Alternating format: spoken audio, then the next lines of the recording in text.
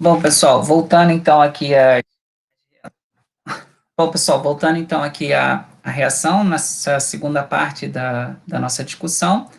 Então, a gente viu que o alumínio, junto com a hidroxila, né, você tem a formação de hidroxila, você vai ter a elevação do pH, até porque você tem o consumo de prótons.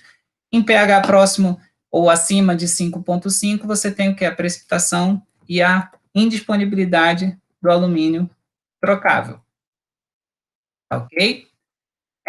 E como é obtida esse calcário? Esse calcário ele é obtido através de rochas.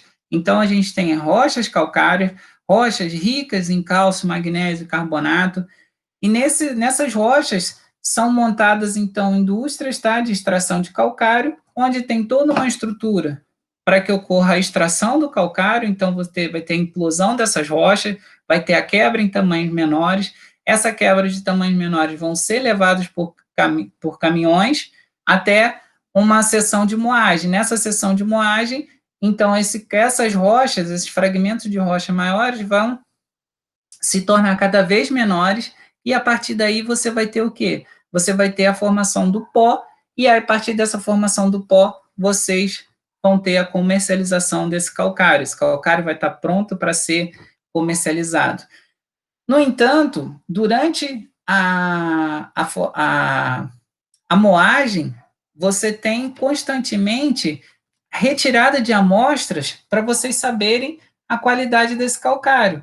Tá? Então, a gente vai ver mais à frente que essa qualidade é em função das características químicas e das características físicas. Então, são feitas análises constantemente, quando vai ocorrendo essa moagem desse calcário, vão sendo retiradas amostras, e essas amostras são realizadas, em cima dessas amostras são realizadas análises químicas e físicas. E a partir dessas análises químicas e físicas é que nós vamos ter o quê? Os valores de PRNT, como eu mostrei nesse quadro aqui atrás, que é o poder relativo de neutralização total, que aqui está embutido que é a qualidade química e a qualidade física. Todo calcário, ele deve ser comercializado de acordo com os valores de PRNT. Então, o fabricante ele tem que mostrar para vocês quais são os teores de PRNT, quais são os valores de PRNT, e, além disso, também os teores de óxido de magnésio, para que ocorra a classificação dele como um calcário calcítico, dolomítico ou magnesiano. Tá ok? Quem tiver oportunidade, é muito interessante visitar uma mina de extração de calcário. Aqui perto tem a Calcário Tangará, e eu costumo levar os alunos acadêmicos aqui da agronomia do campus de Tangará da Serra, da Unemate, levo para fazer essa visita, e lá a gente observa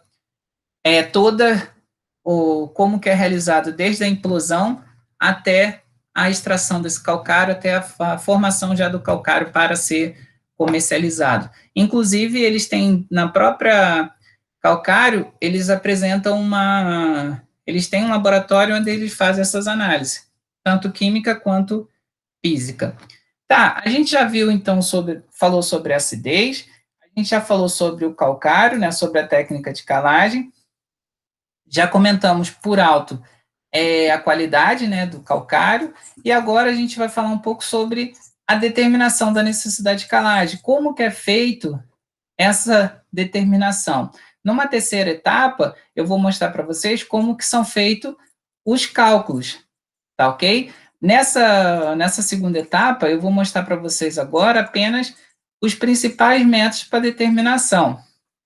Lembrando que um dos princípios fundamentais da fertilidade do solo é o princípio da regionalização. O que significa isso? Vocês devem obedecer os métodos padrões para cada região. Para cada região, vocês devem verificar, na região que vocês estão trabalhando, quais são as metodologias que foram estudadas e que devem ser aplicadas para a região onde vocês estão trabalhando. Tá ok? Essa aqui é uma visão geral do como que é feito a determinação da necessidade de calagem para o Brasil. Nós temos um primeiro método, que é o método da incubação com carbonato de cálcio, que é o método padrão. tá? Esse método, ele geralmente é feito para se chegar a um determinado valor de pH no solo. Eu quero fazer um estudo, por exemplo, que o solo deve ter um pH, deve ficar em torno de um pH de 6. Então, eu vou montar um trabalho em que vai se chegar qual a quantidade de carbonato de cálcio, qual a quantidade de um agente alcalinizante que eu vou utilizar nesse solo para se atingir um pH de 6, tá ok? Esse não é muito utilizado no campo, isso aqui é mais utilizado em laboratório, tá bom? Então, é montado curvas de neutralização com concentrações diferentes de carbonato de cálcio, faz a determinação do pH de cada curva, né? A partir do momento em que ocorre uma estabilização dessa curva, você vai pegar o valor de pH que ficou estável de todos os pontos e montar uma outra curva, tá? É bem tranquilo, é bem simples montar esse método de incubação. pH-SMP.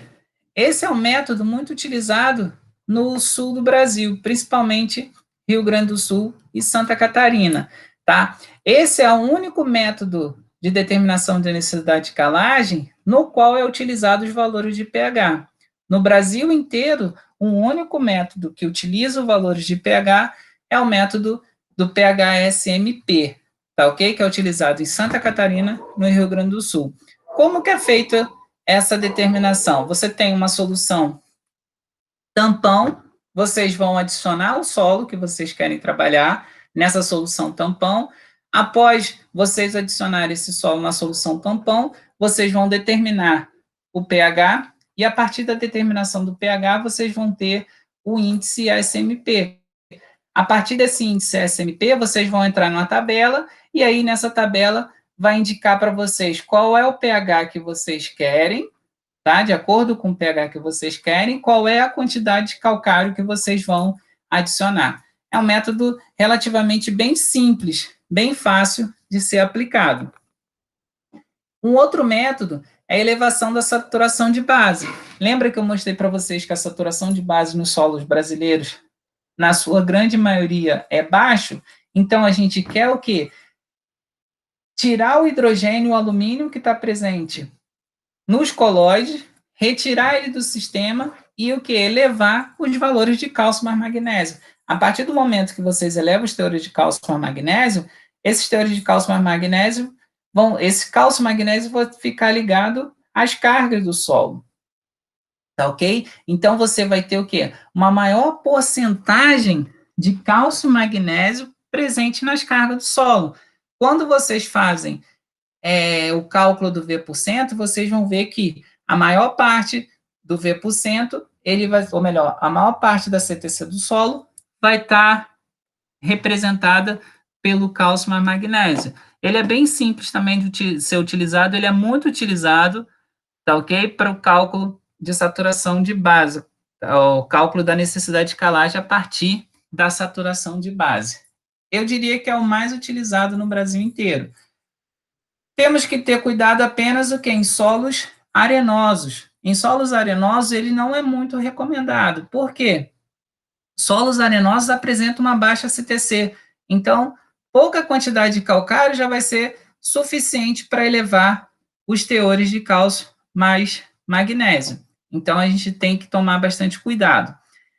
Elevação de cálcio mais magnésio ou a neutralização do alumínio trocável, ou método conhecido como método da Embrapa. Ou seja, o método da Embrapa, ele vai levar em conta a elevação dos teores de cálcio mais magnésio e a neutralização do alumínio trocável. Cálcio mais magnésio para culturas exigentes, essas culturas exigentes, o índice deve ser de no mínimo 3, para culturas não exigentes, o somatório de cálcio mais magnésio deve ser no mínimo 2. E a neutralização do alumínio trocável, solos com teores de alumínio trocável a partir de 0,3 centimol de carga por decímetro cúbico já traz problema para o desenvolvimento das plantas. Ou seja, se vocês encontrarem um solo com 0,3 centimol de carga por decímetro cúbico para alumínio, vocês já deverão fazer a correção.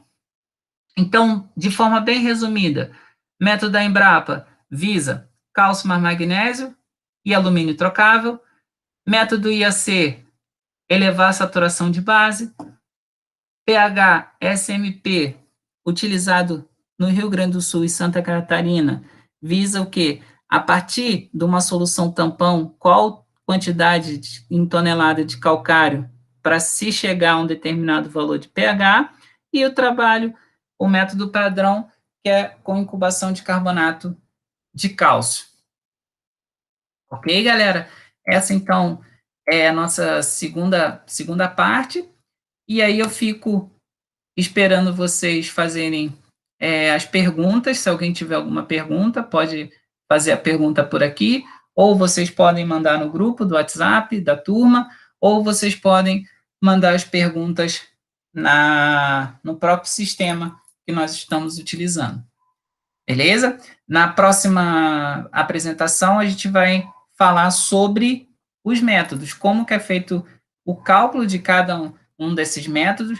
Vou trabalhar com vocês, principalmente, o método mais utilizado no Brasil, que é o método de saturação de base e a elevação de cálcio, magnésio e alumínio trocável, então, método IAC e método Embrapa, e também vou trabalhar com vocês a respeito da escolha do calcário, como que deve ser feita a escolha do calcário, tá ok? Obrigado, pessoal.